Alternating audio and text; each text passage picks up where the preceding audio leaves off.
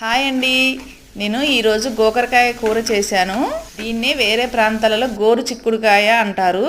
కూరకు కావాల్సిన ఉల్లిపాయ, పచ్చిమిర్చి, కరివేపాకు రెడీ పెట్టుకొని గోకరకాయలు ముందే ఉడికించుకున్నాను. ఈ పాత గిన్నెల్లో గోకరకాయ ఉడికించుకున్నానండి. ఇవి ఇప్పటి కావు, 22 years బ్యాక్ గిన్నెలు. అసలు మా లైఫ్ స్టార్ట్ చేసిందే ఆ గిన్నెలతోటండి. ఒక గిన్నెలో అన్నం, ఒక గిన్నెలో కర్రీ చేసుకునే వాళ్ళం.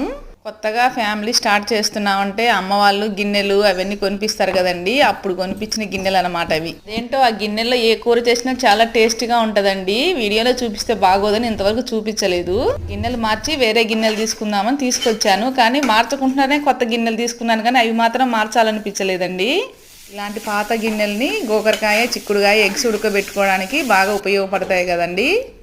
ఏ అమ్మాయికైనా పుట్టింటి వాళ్ళు పెట్టే చీరైనా ఏ వస్తువైనా మనకి చాలా స్పెషల్గా అనిపిస్తుంది కదండి. నిజమేనా? ఏమంటారు? ఇక కొబ్బరి, ఎల్లిపాయ కారంతో గోకరకాయ కూర రెడీ. థ్యాంక్ యూ అండి.